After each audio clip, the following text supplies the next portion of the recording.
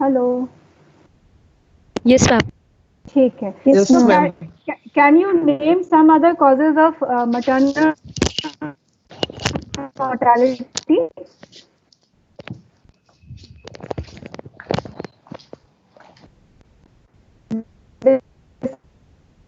Besides Eclampsia, of maternal eclampsia, any other cause?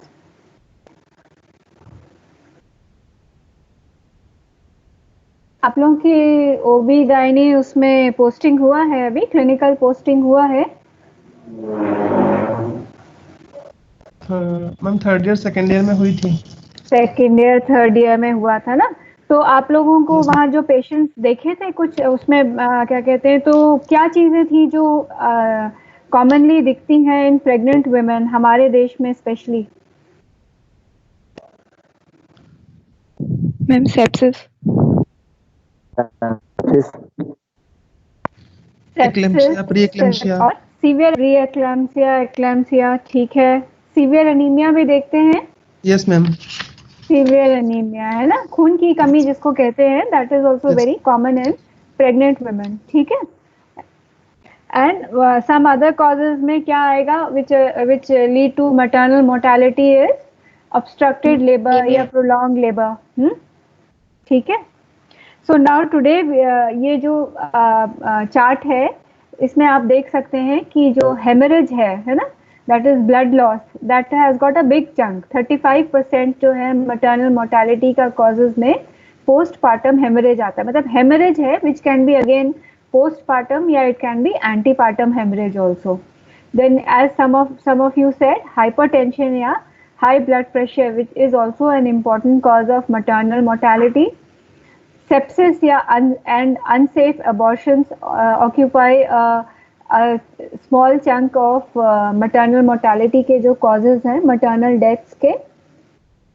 And उसके अलावा indirect causes जो होते हैं उसका भी आप देख पा रहे हैं, इट इज ऑलमोस्ट 18% कॉजेज, जिसमें कि इनडायरेक्ट कॉजेज में इफ यू आस्क मी, जो द पार्ट ऑफ छत्तीसगढ़ जहाँ पे हम रहते हैं, malaria is a very important cause.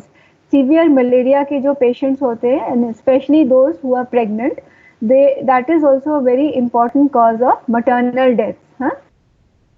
Malaria, cardiac diseases हैं, HIV है, एंड अनदर कंडीशन जो छत्तीसगढ़ में एंड पार्ट्स ऑफ MP में मिलती है, विच आप क्लिनिक में जाएंगे तो भी देखेंगे, इज सिकल सेल डिजीज। तो आप लोग को सिकल सेल डिजीज के बारे में मालूम है थोड़ा सा?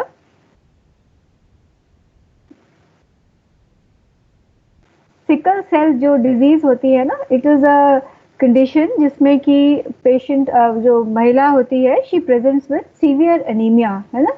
And per se, because of the complications of sickle cell disease itself, and also because the woman is pregnant, जो maternal mortality के chances होते हैं वो बहुत high हो जाते हैं, ठीक है। So today we are going to talk about postpartum hemorrhage. So if you take इसका जो, if you ask from the clinical definition is कि any amount of bleeding from or into the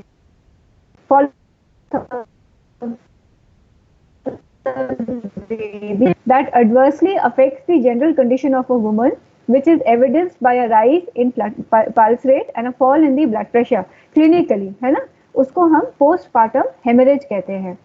तो इसमें आप ये बताओगे कि प्यूपेरियम कितने दिनों तक के लिए कहते हैं कि प्यूपेरियल पीरियड चल रहा है? 6 weeks. 6 weeks या 42 डेज, है ना, जो Yes. प्यूपेरियम है। तो up to the end of the puerperium आपका कोई भी ब्लीडिंग होता है, that comes into the definition of postpartum haemorrhage, ठीक है।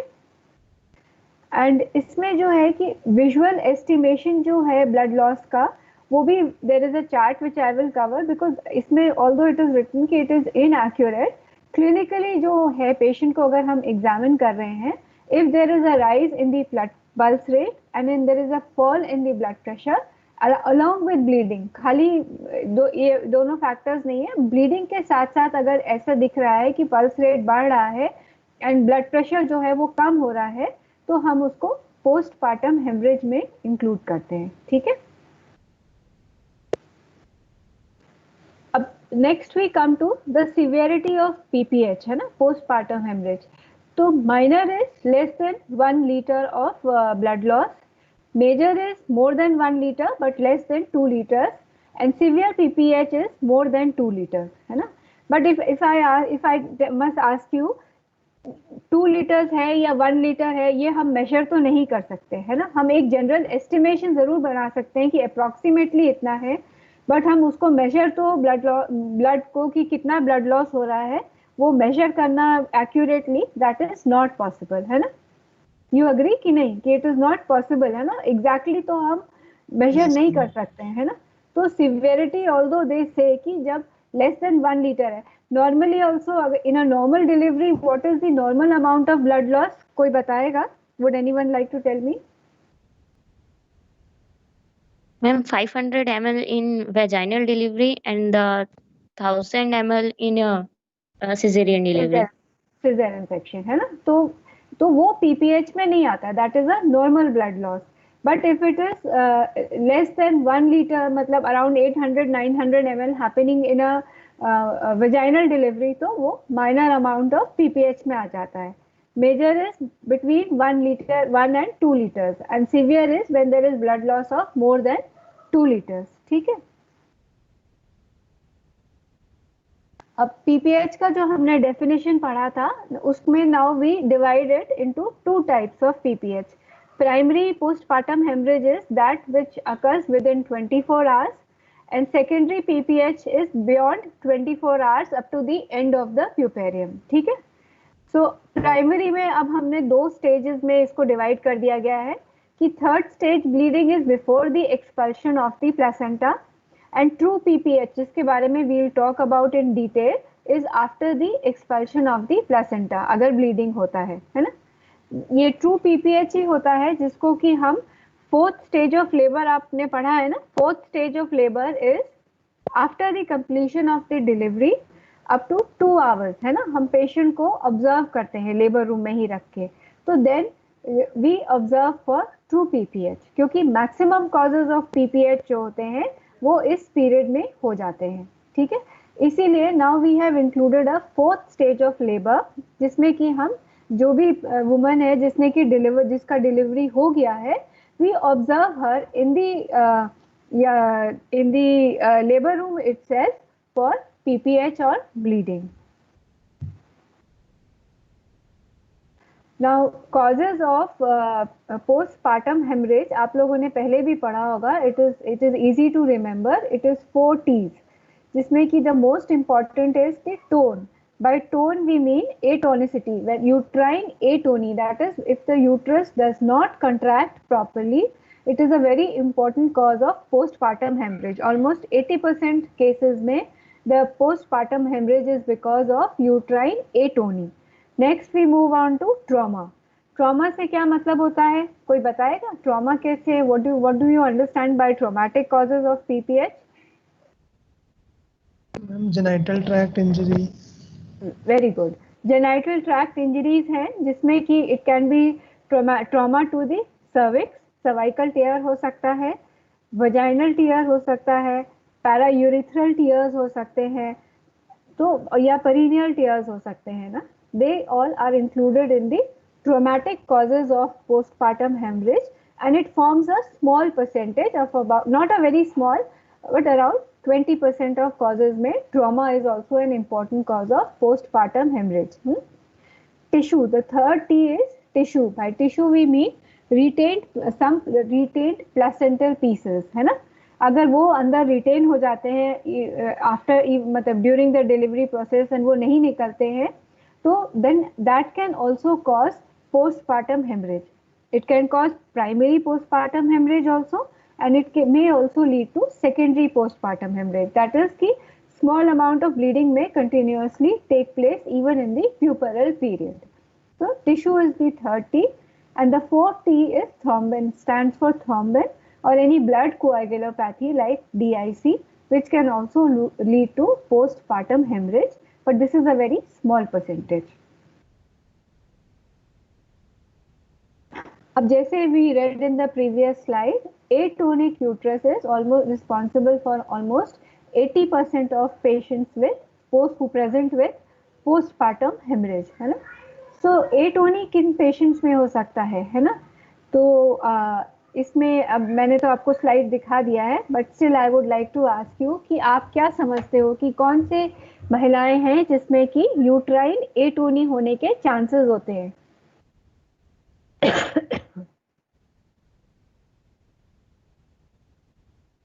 स्लाइड तो आप लोगों ने देख ली होगी. हाँ, मल्टीपैरा. मल्टीपैरा, ठीक है.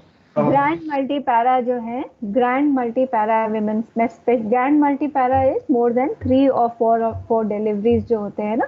Grand multipara women are more prone to atonic uterus. Over distension of the uterus. Over distension of uterus किन कंडीशंस में हो सकता है? Polyhydramnios, multiple pregnancy. Very good. Twin pregnancy है, पॉलीहाइड्रामियोस है. तो जिन पेशेंट्स में एंटीनेटल पीरियड में वी नो कि उसको पॉलीहाइड्रामियोस है या ट्विन्स है, उसमें हमें ये सोच के रखना चाहिए whenever the delivery is being conducted कि she is more prone to PPH. ठीक है. सिमिलरली मालन्यूट्रिशन है, सीवियर एनीमिया है ना, या एंटीपार्टम हेमरेज है. मतलब एंटीपार्टम हेमरेज में कौन से कंडीशंस इंक्लूडेड होते हैं? Abruptio placenta and placenta previa. Placenta previa. Very good. Abruptio placentae and placenta previa, है ना. तो जिन प्रेग्नेंट वुमेन में वी हैव अ डायग्नोसिस कि इसको एपीएच है, हाँ, तो obviously such women will be more prone to PPH post delivery. So prolong labour की हिस्ट्री है कि कोई पेशेंट है प्रेग्नेंट वुमन जो प्रोलॉन्ग लेबर लेके पहले पीएचसी में मॉनिटर हो रही थी, उसके बाद उसको सीएचसी रेफर किया, वहां से now she has been referred to the district hospital और टू सिम्स आल्सो, है ना. तो she has a history of prolong labour.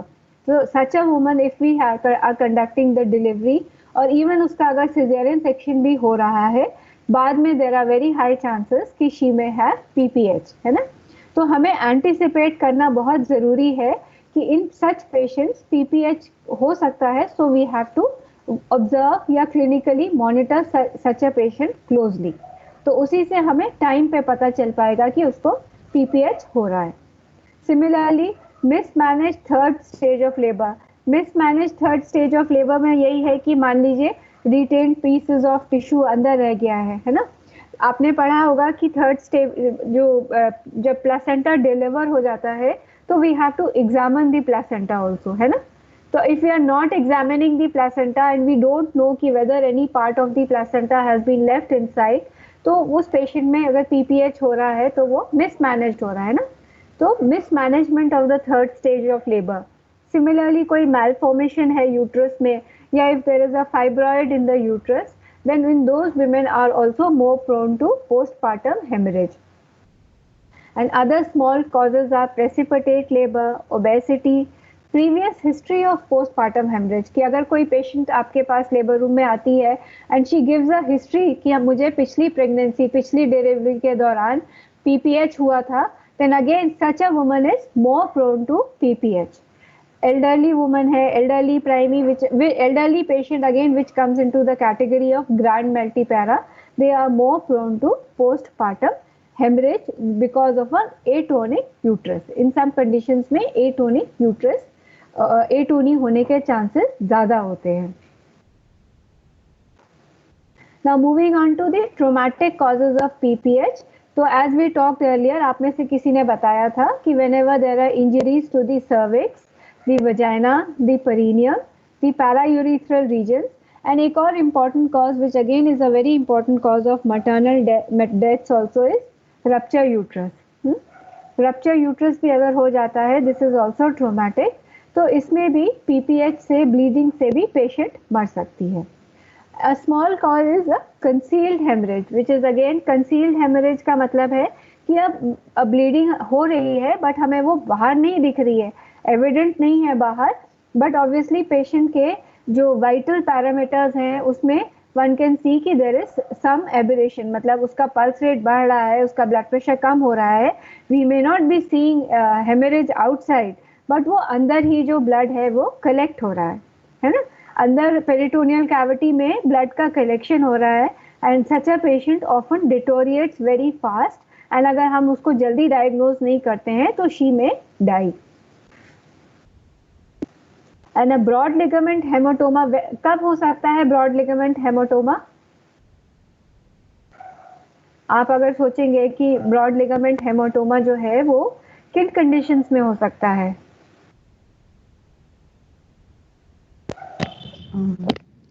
इपीजियो हाँ जी, इपीजियोटॉमी। एपिजियोटॉमी तो ट्रॉमेटिक कॉजेज में आता है। एपिजियोटॉमी क्या होता है? Episiotomy is an incision which we give on the lower perineum ना, Yes, for ma'am. which helps in the delivery। Broad ligament कौन सा पार्ट होता है? यूट्रस के साइड्स में जो पेरिटोनियल फोल्ड्स होते हैं ना, उसमें आपका ब्रॉड लिगामेंट होता है ना, सपोर्ट्स Yes. ऑफ यूट्रस में आपने पढ़ा होगा। सो ब्रॉड लिगामेंट का टियर है कि जब पेशेंट बहुत प्रोलॉन्ग लेबर या ऑब्स्ट्रक्टेड लेबर में जा रही है, मतलब नीचे से डिलीवरी नहीं हो पा रही है एंड पेशेंट को कॉन्ट्रैक्शंस बहुत अच्छे आ रहे हैं, है ना, so then in those conditions side से द यूट्रस में रप्चर, है ना, साइड से रप्चर हो सकता है, लैटरल वॉल ऑफ यूट्रस में रप्चर हो सकता है, and then that can lead to collection of blood in the broad ligament within the folds of the जो ब्रॉड लिगामेंट के होते हैं। तो वो कंसील टाइप ऑफ हेमरेज हो जाता है, जिसमें कि हमें बहुत ज्यादा ब्लीडिंग बाहर नहीं दिखती है, बट पेशेंट के जो पैरामीटर्स होते हैं वो डिटोरिएट करते रहते हैं, है ना, ठीक है। So that is also an important cause of PPH which is concealed inside and a traumatic cause। Retained tissues के बारे में जैसे मैंने आपको बताया कि अगर हम प्लेसेंटा का एग्जामिनेशन नहीं करते हैं ठीक से, देयर आर चांसेस कि कोई small part of the placenta का कॉटिलिडन है या पार्ट है जो अंदर यूट्रस के अंदर रिटेन्ड रह जाता है, and if we don't remove it तो then it becomes a continuous source of small amounts of bleeding, जो कि सेकेंडरी PPH में आ जाता है। And thrombin में again, whenever there is a condition like abruptio placentae है, which we talked about earlier, jaundice है, thrombotic thrombocytopenic purpura है, and even HELLP syndrome। HELLP syndrome क्या होता है?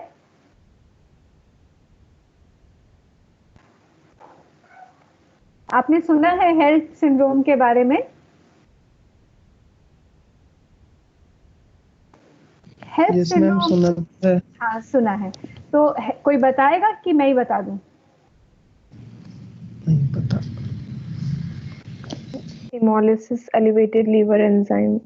Very good, and low platelets, है ना, hemolysis, E and L is for elevated liver enzymes and L and P is for low platelet count। हाँ, तो जब ऐसी कंडीशन होती है, it is usually occurs as a complication of severe pre-eclamptic toxemia। तो HELLP syndrome है, अब jaundice है जिसमें कि लिवर एंजाइम्स अफेक्ट हो जाते हैं, तो ऐसी कंडीशंस में again it can lead to bleeding, that is postpartum hemorrhage, although it is this forms a very small percentage of the total cases of postpartum hemorrhage। Okay, now we'll talk about the कि हम इसका diagnosis कैसे करते हैं कि postpartum hemorrhage है। तो जैसे मेजॉरिटी ऑफ केसेस में there is a visible blood loss, आपको दिख रहा है कि ब्लीडिंग हो रही है, जो आपका फोर्थ स्टेज ऑफ लेबर है या even after delivery for with in 24 hours, अगर हम पेशेंट को ऑब्जर्व कर रहे हैं या पेशेंट बता रही है कि शी इज हैविंग ब्लीडिंग, तो जो ब्लड लॉस दिख रहा है उसी से हम डायग्नोसिस बनाते हैं कि उसको पोस्टपार्टम हेमरेज हो रहा है।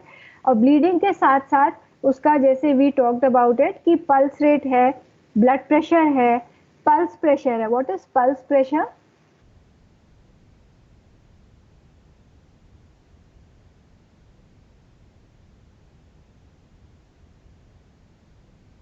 पल्स प्रेशर क्या होता है? It is systolic minus the diastolic pressure.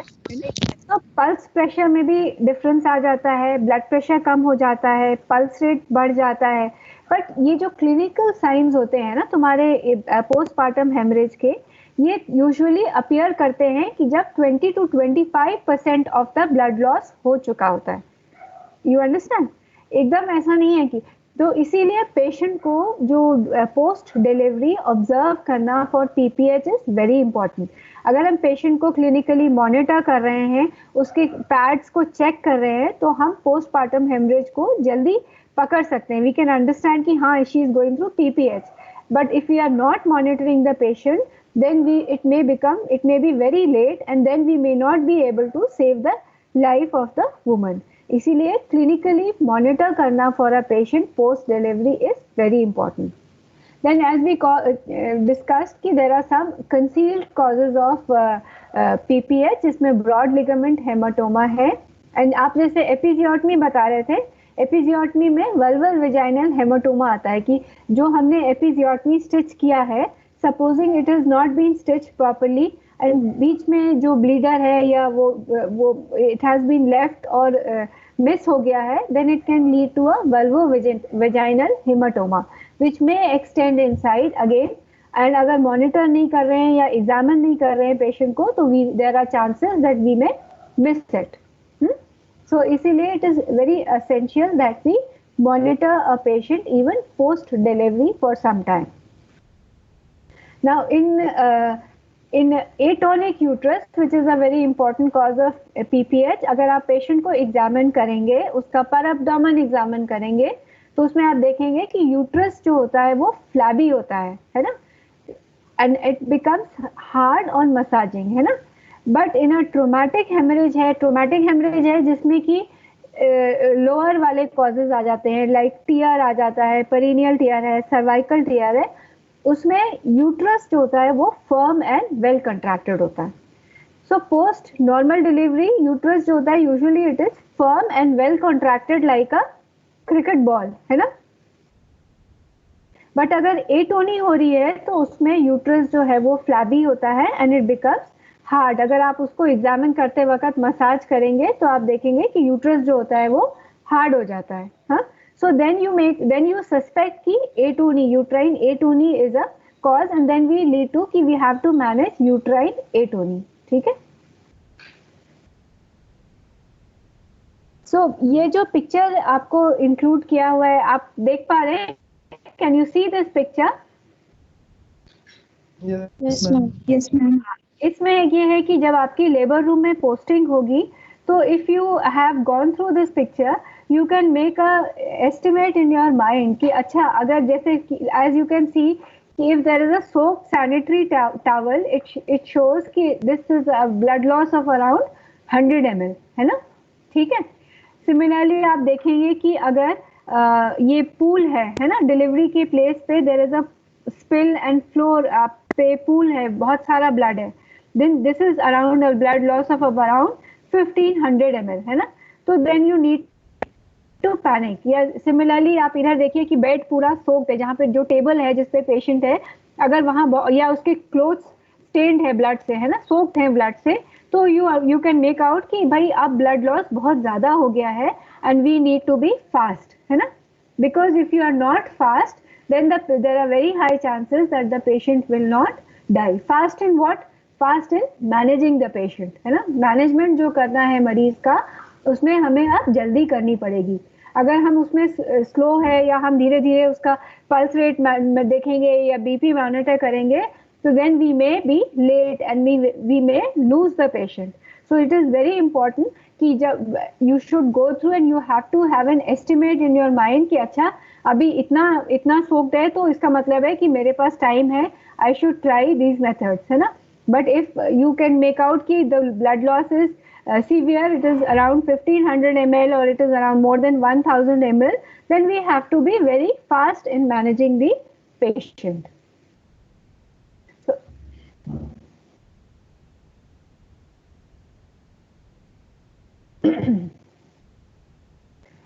अब prognosis में क्या है कि as we know, postpartum hemorrhage is one of the major causes of maternal deaths in India, as all of you know this mostly, है ना।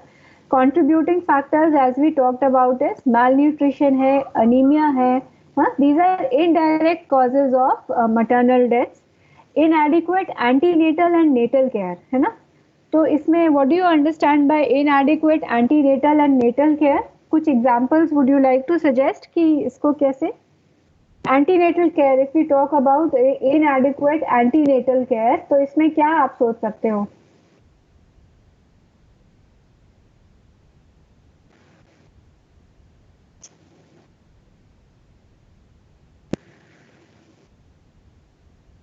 भाई अगर patient मान लीजिए आप कोई प्रेग्नेंट वुमन है, वो आयरन नहीं खा रही है ना, आयरन नहीं खा रही है, हाँ, या if in her antenatal period she is not getting her blood pressure measured, है ना, कोई प्रेग्नेंट वुमेन है जिसको कोई भी एंटीनेटल केयर नहीं लिया है, कोई भी किसी भी टाइम वो नहीं गए हैं, उसका ब्लड प्रेशर कभी मेजर ही नहीं हुआ है, या उसका हीमोग्लोबिन लेवल्स उसने कभी कराए ही नहीं है, या उसका ब्लड प्रेशर, वो उसका ब्लड ग्रुप टेस्ट नहीं हुआ है, तो in such women the chances of postpartum hemorrhage or even complications of pregnancy are high. आप agree करते हैं कि नहीं? Yes, ma'am. है ना? तो this is inadequate antenatal care ना. Antenatal care में हम पढ़ते हैं कि at least 3 to 4 antenatal visits होने चाहिए किसी भी pregnant woman के, है ना?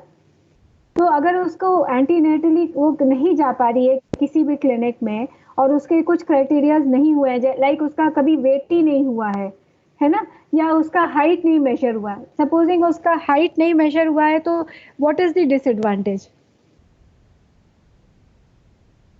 हाई रिस्क है, बिकॉज सपोजिंग उसका हाइट लेस है ना, कम है, हाइट उसका कम है, देयर आर चांसेस कि शी में land up with obstructed labour and prolong labour. तो अगर किसी ने उसका हाइट मेजर ही नहीं किया होगा तो वो उसको बताएंगे भी नहीं।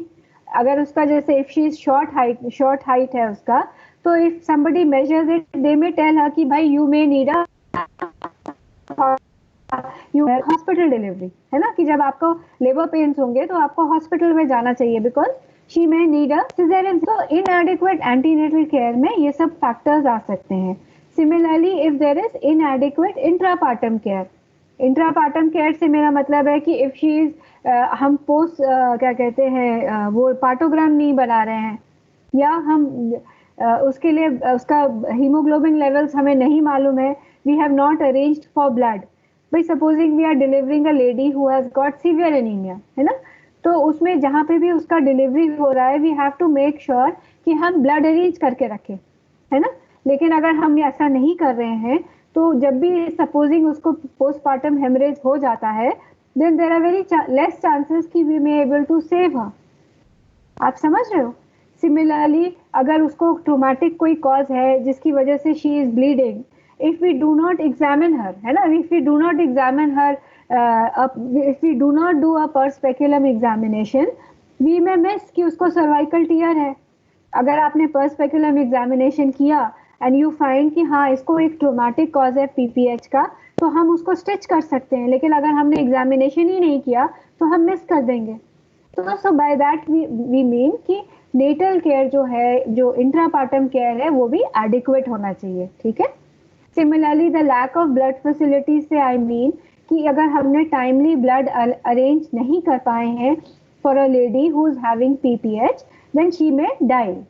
So there should, wherever a delivery is being conducted, especially of high risk women, there has to be facility, there has to be a blood bank, or there should be a blood storage bank, है ना। आप blood storage unit से क्या समझते हो? What do you understand by a blood storage unit?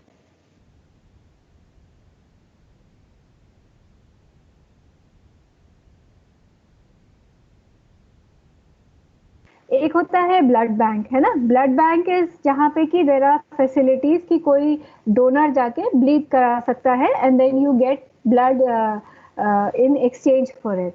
And a blood storage facility is usually it is in the small hospitals जहाँ पे कि ब्लीड नहीं कराते हैं डोनर को। ब्लीडिंग के लिए आप one sends the donor to the blood bank only, but one stores the blood bags, है ना, उसको स्टोर करके रखते हैं ताकि अगर एकदम से इमरजेंसी में जरूरत हो तो उस ब्लड को यूज किया जा सके, ठीक है। And the fourth is a सब स्टैंडर्ड केयर। सब स्टैंडर्ड केयर से व्हाट डू यू मीन? आप सब स्टैंडर्ड केयर से क्या समझते हो?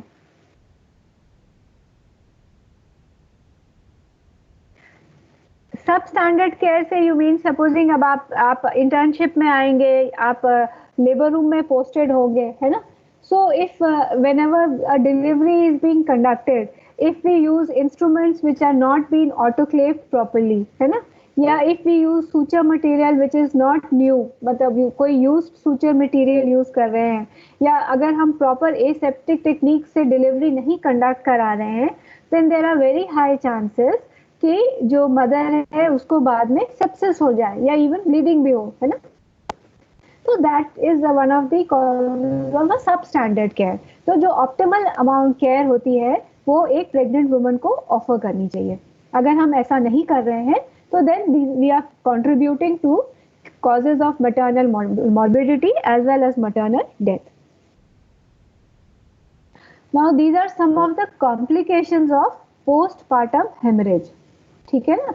अगर postpartum hemorrhage है, early complications, that is the hemorrhage which is happening within 24 hours of delivery. तो अगर बहुत severe hemorrhage हो रहा है तो patient can go into shock. Transfusion reactions होते हैं कि अगर हम पेशेंट को ब्लड ट्रांसफ्यूजन दे रहे हैं और हमने उसको ट्रांसफ्यूजन को चढ़ाने से पहले ठीक से क्रॉस मैच या क्रॉस चेक नहीं किया है तो then there are chances of transfusion reactions. Puerperal sepsis as I talked about कि अगर सब स्टैंडर्ड केयर है या एक प्रोलॉन्ग लेबर की हिस्ट्री है, ऑब्स्ट्रक्टेड लेबर की हिस्ट्री है, प्रोलॉन्ग लीकिंग की हिस्ट्री है, then these patients can have puerperal sepsis and along with puerperal sepsis PPH भी होता है. And other lesser important causes are failing lactation, pulmonary embolism, thrombosis. ठीक है. And late causes में है Sheehan syndrome. Sheehan syndrome क्या होता है? Would anyone like to say कि Sheehan syndrome से क्या समझ में आता है? Postpartum pituitary necrosis. Postpartum, हाँ, pituitary necrosis usually क्या है कि जिसमें in women who have a history of severe postpartum hemorrhage, इतना ज़्यादा जब bleeding हो जाता है तो sometimes it leads to postpartum pituitary necrosis and उसके बाद फिर amenorrhea हो जाता है. Such women they होते हैं, they present with amenorrhea. ठीक है, उसको हम Sheehan syndrome कहते हैं. So these are some of the complications of postpartum hemorrhage. Now talking about कि प्रिवेंशन कैसे कर सकते हैं. अब हमें पता तो है कि पोस्टपार्टम हेमरेज किन महिलाओं में कौन सी विमेन में they are prone to it.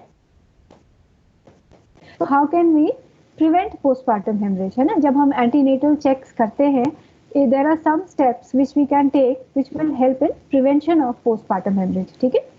तो जैसे कि इम्प्रूव्ड हेल्थ स्टेटस, जैसे आपने पढ़ा कि मेल न्यूट्रिशन है, अंडर न्यूट्रिशन है, तो अगर हेल्थ स्टेटस उसका अच्छा है तो it helps in preventing postpartum hemorrhage. Similarly screening high risk women, especially जब आप एंटीनेटल चेक कर रहे हैं, एंटीनेटल चेक्स फैक्टर्स क्या हाई रिस्क फैक्टर्स थे, अभी हमने थोड़ी देर पहले फर्स्ट या सेकंड स्लाइड में पढ़ा था. कोई बताएगा, उसको रिपीट करें फिर से. इट इज जस्ट कि आप रिपीट करोगे तो आपको याद रहेगा, है ना. सो जैसे हाई रिस्क वुमेन कौन सी हो सकते हैं, बताओ. Grand multipara, very good, short stature, very good, eclampsia, preeclampsia, abruptio placenta, yes, placenta previa, placenta over distended uterus, है ना, पॉलीहाइड्रामनियोस, ट्विंस, है ना. तो अगर हमने एपीएच, वेरी गुड. तो अगर हमने एंटीनेटल चेक्स के दौरान अगर हम ये हाई रिस्क फैक्टर्स आइडेंटिफाई कर लें टाइमली तो देन देयर इज टाइम कि आपको पता है कि ऐसे वुमेन, ऐसी प्रेग्नेंट महिलाओं को एक टर्शरी सेंटर में ही डिलीवर करना चाहिए जहाँ पे कि सब फैसिलिटी. ठीक है. सिमिलरली ब्लड ग्रुपिंग क्यों करना चाहिए शुरू में?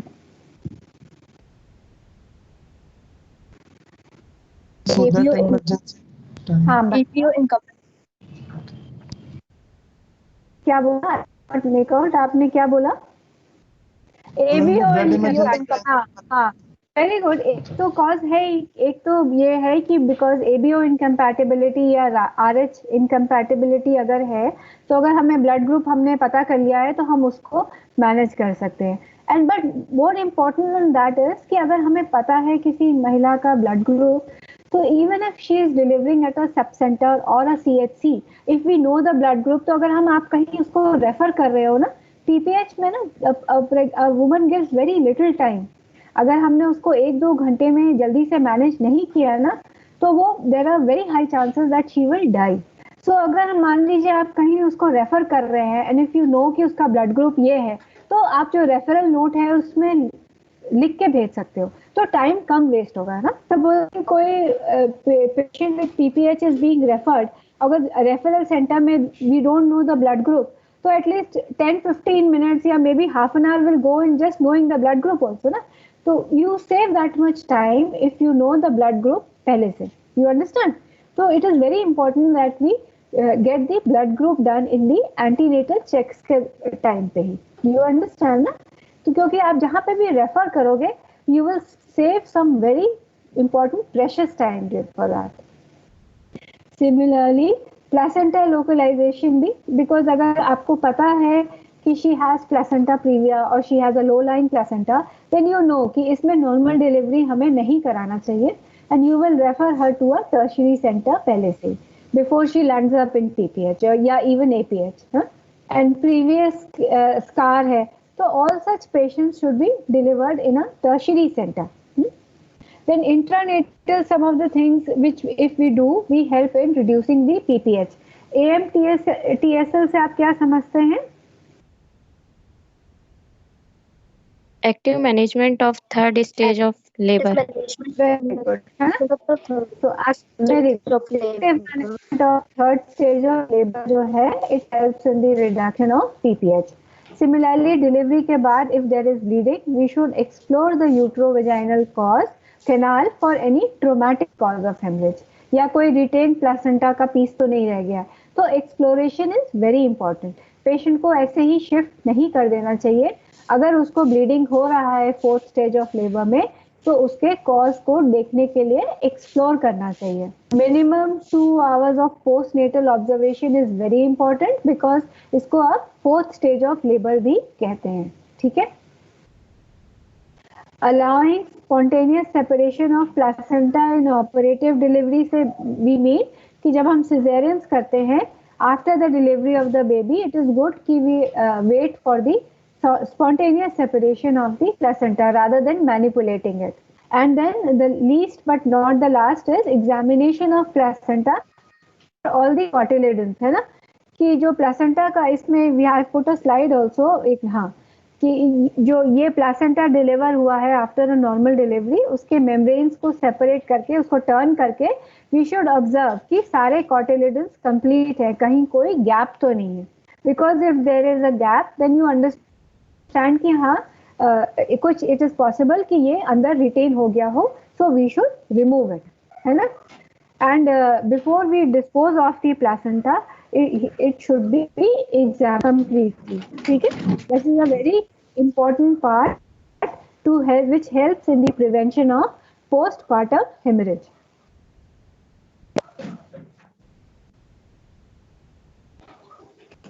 Now, how to manage? Now, talking about the management of a patient with postpartum hemorrhage में, you can see ये जो left में there is a picture जिसमें you see उसका जो नीचे का bed है that is soaked with blood, है ना?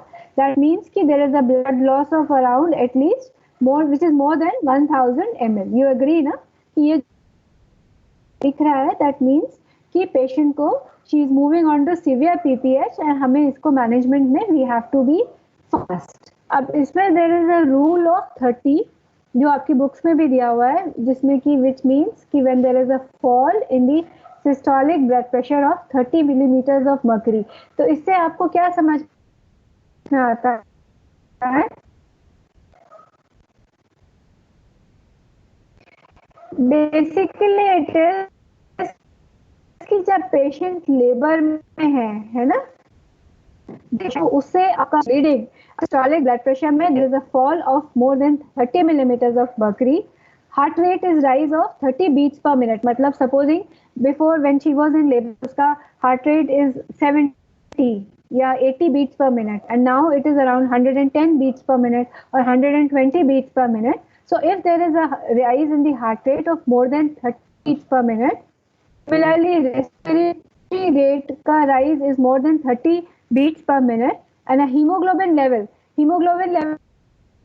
pre-delivery hemoglobin was 10, and now when she is bleeding and we send a repeat hemoglobin, it is less than 7, है ना? So if there is a fall in the hemoglobin percent levels of more than 30%, कि urine output जो है it should B, इसमें गलत लिख दिया per minute, it should be 30 ml per hour से ज्यादा होना चाहिए.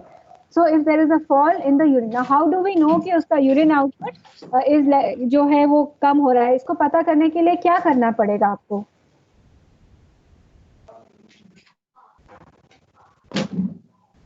We have to catheterise the patient, है ना? आप जब तक कैथेटराइज नहीं करेंगे आप नहीं मेजर कर पाएंगे, है ना? So any woman who is having postpartum hemorrhage, it is very essential कि हम उसको कैथेटराइज करें, है ना? सो वी नो कि हाँ इसका यूरिन आउटपुट कम हो रहा है क्या, because if any of these above conditions जो है अगर if it is happening, then it suggest कि ब्लड लॉस जो है वो मोर देन 30% हो चुका है. So we have to be fast in managing such a woman. ठीक है, तो ये रूल ऑफ 30 है which helps in the diagnosis of the degree of postpartum hemorrhage.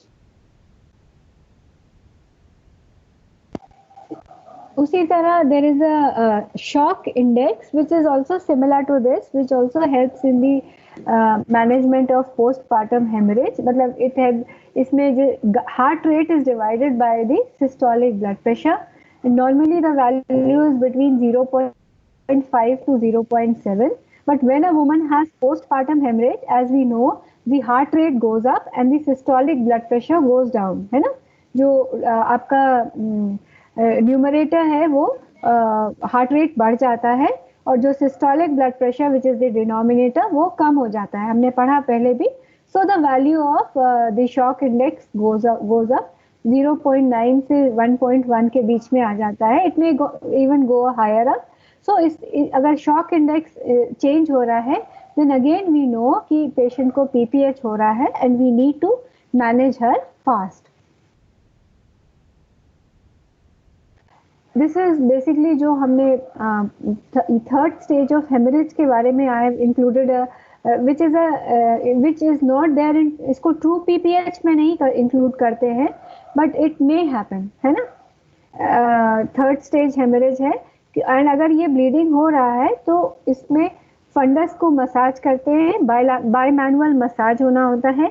Injection मेथर्जिन अब नहीं देते हैं because there are some contraindications in it, but instead क्या है कि we give misoprostol, है ना? तो misoprostol का कितना डोज होगा पीपीएच के मैनेजमेंट में? कैन एनीवन टेल मी कि मिसोप्रोस्ट का कितना डोज होगा? 600 microgram. Very good, 600 microgram. Usually 200 microgram का टैबलेट होता है, तो 600 से 800 माइक्रोग्राम मतलब 3 to 4 टैबलेट्स जो है हम पर रेक्टली डाल सकते हैं. ठीक है. मेथर्जिन आजकल गाइडलाइंस मना करते हैं because there are some side effects of methergine, specially in women who have some respiratory, like उनको अगर अस्थमा है या RH नेगेटिव है या प्री एक्लैम्प्टिक टॉक्सीमिया है, in such women methergin is contraindicated. हाँ, so the जो guidelines है, guidelines आजकल methergin को नहीं advise कर सकते, instead we use misoprostol. Similarly we start a saline drip. Again saline drip जो होती है, it has to be very fast, 40 to 60 drops per minute in a woman who is having postpartum hemorrhage. And उसमें we add oxytocin, and we also arrange for blood transfusion and catheterize the bladder, as I said mentioned earlier कि catheterize करना बहुत जरूरी है, so that we know कि उसका urine output adequate है कि नहीं है. and if the placenta अगर separate हो गया है तो placenta को active management of third stage करके deliver करा लेना चाहिए. and अगर placenta नहीं separate हो रहा है, this is talking about third stage hemorrhage. ये ट्रू हेमरेज पोस्टपार्टम हेमरेज में नहीं आता है, बट अगर ऐसा, but it is also a cause of PPH of bleeding. और अगर प्लेसेंटा नहीं रिमूव हो रहा है even after 30 minutes of delivery, then उसका मैनुअल रिमूवल करना होता है अंडर जनरल एनेस्थीसिया। एंड अगर ट्रोमैटिक हेमरेज को के कॉज मिल रहे हैं, आपने पर्सपेक्युलम लोकल एग्जामिनेशन कर रहे हैं and we find some traumatic cause of PPH, तो उसको सूचर से वो करना चाहिए, स्टिच करके ब्लीडिंग को स्टॉप करना चाहिए। Talking about true postpartum haemorrhage, है ना। ट्रू पोस्टपार्टम हेमरेज में mainly uterine atony is a very important cause of bleeding.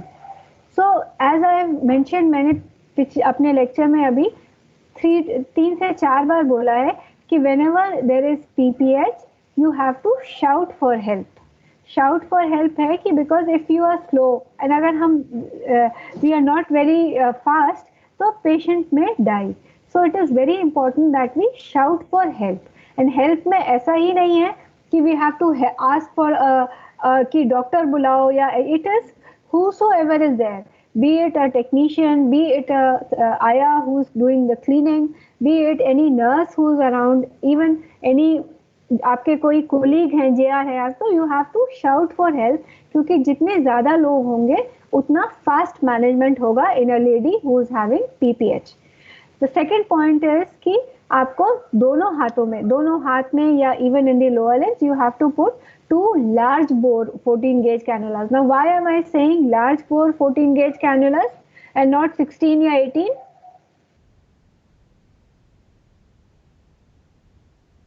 Rapid infusion. हाँ जी, Rapid Because- infusion. हाँ, बिकॉज हमें फ्लूइड देना है या ब्लड देना है, जो भी देना है, फ्लूइड में हमें ऑक्सीटोसिन डाल के देना है, वो हमें फास्ट देना है। सो इसीलिए ब्रॉड गेज वाले कैनुला, और दोनों तरफ डालना है, दोनों तरफ 2 डालने हैं, है ना, बिकॉज एक डालेंगे तो उसमें धीरे धीरे होगा, 2 डालेंगे तो जल्दी जाएगा एंड जल्दी आपको पेशेंट का रिकवरी फास्टर होगा।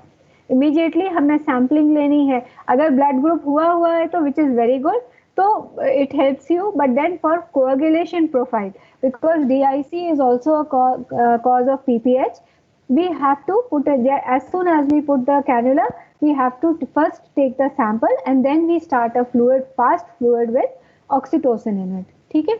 We have to arrange for blood. Blood का अरेंज करने का है कि जिसको किसी पेशेंट को अगर पीपीएच हो रहा है, we have to arrange at least 2 units, because 1 unit may not be sufficient, है ना। अगर हाँ आपने 2 यूनिट्स अरेंज कर लिए हैं और आपको लगता है कि 1 यूनिट से ही ब्लड पीपीएच कंट्रोल हो गया है, you may not transfuse the second unit, but supposing it many a time happens कि हमने 1 यूनिट अरेंज किया लेकिन उसके बावजूद भी बहुत ब्लीडिंग हो रहा है and we may not be able to save the patient, इसलिए it is good to arrange for 2 units of blood at least. Infuse fast normal saline at least 2 litres तक हम इन्फ्यूज कर सकते हैं, है ना। ऑक्सीजन देना है at a high flow rate, because अगर पेशेंट को ब्लड लॉस हो रहा है तो उसको ब्रीदिंग डिफिकल्टीज होंगी, हाइपोक्सिया हो गया, इसलिए ऑक्सीजन देना है। ऑक्सीटोसिन का क्या है, it is 20 units in 1 litre of normal saline, maximum drops of 60 drops per, ये 6 है, this is wrong, it is 60 drops per minute, मतलब फास्ट उसमें हमें ऑक्सीटोसिन डालना है उसमें बॉटल में एंड एनएस में एंड ट्रांसफ्यूज करना है, because it helps to treat the atony, जो यूट्राइन एटोनी है उसको जल्दी रिकवरी में करने में हेल्प करता है।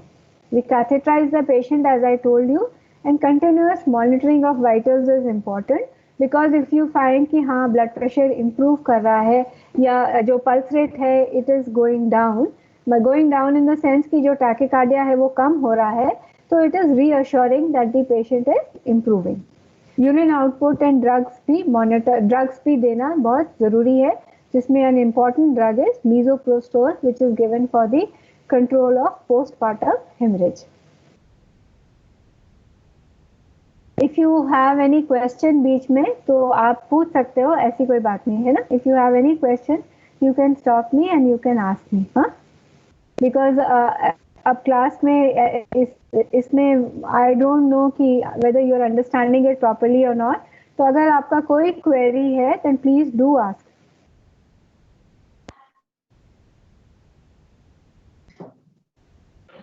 that the previous slide में we were talking about the initial management which has to be. तो कैसे पता चलेगा एटोनी है? If the uterus is flabby on examination. As you understood कि जब postpartum hemorrhage मैनेज कर रहे हैं ना, तो आपके जितने लोग होंगे, 1 person can put the cannula, है ना? कोई है, somebody can catheterize the patient, somebody can monitor the drugs load कर सकते हैं, कोई मसाजिंग कर सकता है, एक कोई है कि वो local. So you need more people for the examination, for the management of a lady with PPH. इसीलिए you have to shout for help when you suspect कि a woman is having postpartum hemorrhage. आप अकेले किसी patient को जिसको PPH हो रहा है हम नहीं मैनेज कर सकते हैं, and we have to get that idea in our head कि we cannot manage a patient with PPH alone. We need maximum number of people as much as available. ठीक है? So now we massage the uterus. मेथर्जिन है, मेथर्जिन नहीं है तो मतलब मीजोप्रोस्टोल देना है, मीजोप्रोस्टोल नहीं है, then मेथर्जिन can also be used because it is life saving. IV oxytocin है, ऑक्सीटोसिन एक एम्प्यूल ऑक्सीटोसिन का देखा है आपने? किसी ने देखा है ऑक्सीटोसिन का एम्प्यूल लेबर रूम में जब पोस्टेड थे?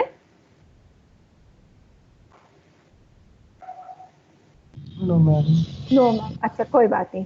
और एक एम्प्यूल ऑफ ऑक्सीटोसिन में 5 यूनिट्स होता है. सो 10 यूनिट्स मीन्स कि 2 एम्प्यूल्स ऑफ ऑक्सीटोसिन को हम 500 ml ऑफ नॉर्मल सलाइन में डाल के फास्ट दे सकते हैं. एंड अगर if you are using a 1 liter bottle तो उसमें हम 20 units, that is 4 ampules of oxytocin can be infused and we push that fluid fast. Urethral catheterization somebody can do.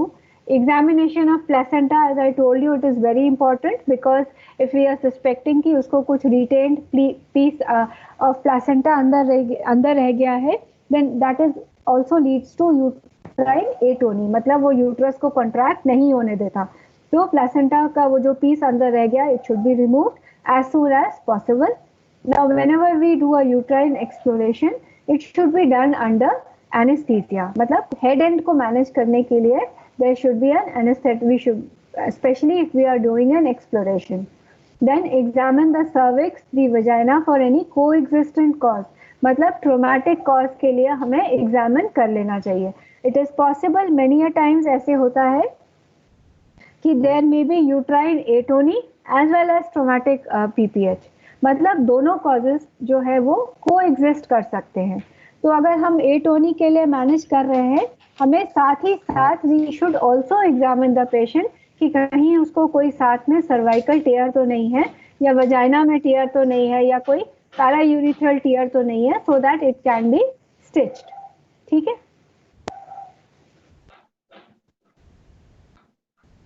Now this picture as you can see it shows a bimanual compression of uterus. Bimanual compression of uterus में यह है कि जो एक right hand है, जो भी person देख रहा है, राइट हैंड को कोन शेप करके we introduce it inside the vagina and then we make a fist and we apply pressure on the anterior wall of the uterus. Anterior fornix में जाकर we apply pressure on the anterior wall of the uterus just below the fundus. आप इस picture में देख सकते हैं. And with the other hand, which is the left hand, you place it on per abdominally and we place it behind the uterus, है ना?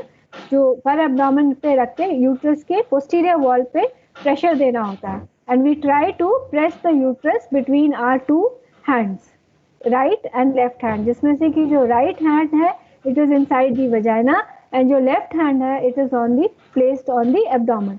And हम दोनों के बीच में यूट्रस को स्क्वीज करते हैं, ताकि प्रेस करते हैं जिससे कि उसका ब्लीडिंग स्टॉप हो जाता है.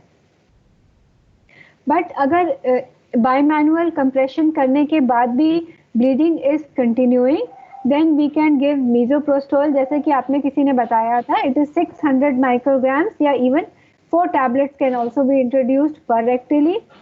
Then prostaglandin is in another injection, which is 15-methyl TGF2 alpha. Hello.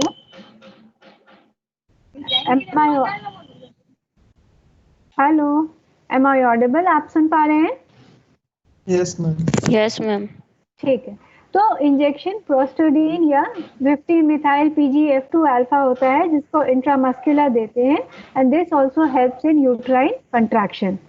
And injection tranexamic acid is also another form which is given in the IV route cell which helps in controlling the postpartum hemorrhage. Usually क्या है कि जब आप oxytocin drip में डालते हैं और fast normal saline का ड्रिप चलाते हैं तो बहुत सारे पेशेंट्स विद PPH उसी से कंट्रोल हो जाते हैं, लेकिन एक स्मॉल प्रोपोर्शन है कि जिसमें कि कंट्रोल उससे नहीं कर पा रहे हैं. So these are some of the other methods of controlling the bleeding of PPH which is happening. ठीक है, then if uterus still does not respond in the sense कि आपने जो medical methods हैं, जो bimanual compression है वो try कर लिया लेकिन उसके बावजूद भी the bleeding is still continuing, है ना, तो then there are some alternative methods which obviously cannot be done by all of us but उसके बारे में there should be, one should know about it. एक है uterine tamponade जिसमें कि under anesthesia tight intrauterine packing करते हैं with a gauze.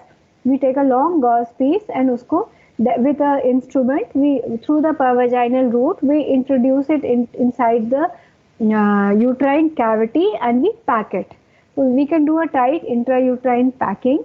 Similarly balloon tamponade और कॉन्डोम कैथेटर जैसे कि ये आप पिक्चर देख पा रहे हैं ऑन वन साइड, इसमें बकरीज बलून है ना, बकरीज बलून है which is like a catheter only.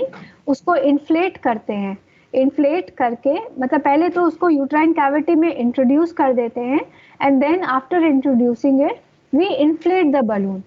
तो जब इन्फ्लेट करते हैं तो it exerts pressure on the side walls of the uterus, सारे उसके वॉल्स पे प्रेशर एक्सर्ट करके it helps in controlling the bleeding. And once we know कि अब ब्लीडिंग कंट्रोल हो गया है तो फिर ग्रेजुअली डिफ्लेट करके हम उस बलून को निकाल लेते हैं.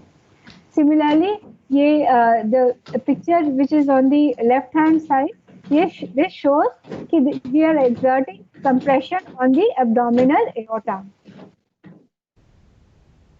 तो जब इसमें कंप्रेशन जब एब्डोमिनल एओर्टा पे for some time we exerted, it helps to reduce the blood supply to the uterus and as a result the bleeding stops. So these are some of the alternative methods which can be done in cases of PPH which is not responding to the medical measures. And इसको हम even before supposing a delivery is being conducted at a peripheral center, so if we are shifting the woman to a tertiary center, so this can be a temporary measure on the way कि जब patient को हम shift कर रहे हैं. Now once the patient reaches a tertiary center जहाँ पे कि operating facility available है, लेप्रोटमी की facility available है, तो वहाँ पे these are some of the surgical measures जो कि हम use कर सकते हैं for the control of the bleeding, जिसमें कि there is V-Lynch compression suture, ligation of the uterine arteries, ligation of the anterior divisions of the internal iliac artery, and the last basically क्या है कि ये जो तीन ऊपर वाले suture है या ligation है, because the uterus का जो blood supply है, it has a good collateral blood supply, so even if we ligate these blood vessels, alternative collateral method से the blood supply remains normal to the uterus. तो ये तो these are again surgical methods, and last is कि even after such methods if we are not able to control the PPH, then the last is the which one has to sometimes resort to is hysterectomy, in जिसमें कि we remove the uterus, that is the cause of the atony. But I would like to say that one does not need to resort to these measures. Many a times by medical management only, timely medical management से ही postpartum control hemorrhage जो है वो control हो जाता है. And examination traumatic cause के लिए अगर हम लोकल एग्जामिनेशन नीचे से करके पेशेंट को, if we are able to suture the tear which is identified, it helps in management of PPH. And traumatic PPH के लिए one should do an examination under a good light. By good light I mean कि जिसमें कि one can visualize and examine the internal, the cervix, the vagina, the urethra properly. So examination should be done under a good light. अगर हम किसी poor light से या ठीक से नहीं और हम टीयर को या आर्टरी टीयर को मिस कर देंगे तो we again are putting the life of the woman in danger. And hemostasis catgut से सूचर करने से ट्रॉमेटिक पीपीएच को management can be done. Now talking about the secondary causes of PPH. Secondary causes say we mean PPH which is happening after 24 hours after the delivery till the end of the puerperium. So many of the causes to, as we have talked about earlier also, कि retained bits of cotyledons या membrane inside the uterine cavity है. Infection and separation of slough, कि अगर जो slough material है वो बहुत दिनों तक remove नहीं होता है या spontaneously expel नहीं होता है from the uterus, then again it may get infected and cause sepsis and may also cause small amount of PPH. Subinvolution है या endometriosis है.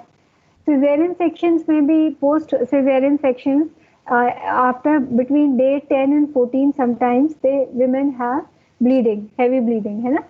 So this may happen but we need to manage it by upgrading the antibiotics. CS cervix है या placental polyp है, these are rare causes of secondary PPH. And how do we diagnose or how do we suspect that a patient may be having secondary PPH? Is again, she may have fever, she may on clinical examination she may have fever, उसको tachycardia हो सकता है. पर abdomen examination पे है तो उसको सब इन्वोल्यूशन होता है. तो कितने दिनों में usually uterus becomes a normal sized organ in post delivery? 6 weeks में. नहीं, हाँ 6 weeks में नॉर्मल हो जाता है. एंड पर एब्डोमेन में अगर आप एग्जामिन करेंगे तो just immediately after delivery it is 20 weeks है ना, 20 week साइज होता है. So all of you agree है ना. Within 2 weeks, मतलब 15 days में it becomes a pelvic organ. Pelvic organ से I mean कि अगर हम पर abdomen देखेंगे तो वो palpable नहीं होगा, है ना. But if we are finding subinvolution, by subinvolution I mean कि supposing it is 3 weeks after delivery and still the uterus is palpable, so that means कि subinvolution है ना. Involution complete नहीं हुआ है अभी. तो ऐसे केसेस में अगर सब इन्वोल्यूशन मिल रहा है then also we can suspect कि उसको सेप्सिस है या उसको सेकेंडरी पीपीएच हो रहा है. एंड अगर इंटरनल एग्जामिनेशन करते हैं तो ऑस पैचुलस है, ब्लीडिंग है through the os, then also you know कि हाँ patient is having secondary PPH. And I forgotten to add, अगर यूट्रस वेल कंट्रैक्टेड नहीं है पर एब्डोमेन एग्जामिनेशन में तो then also you can suspect कि patient is having PPH. ठीक है. So this is what I'm going to talking about today. आप इसमें are there any questions? आप कुछ पूछना चाहेंगे तो you can do so. मतलब if you have any questions for मतलब PPH के टॉपिक में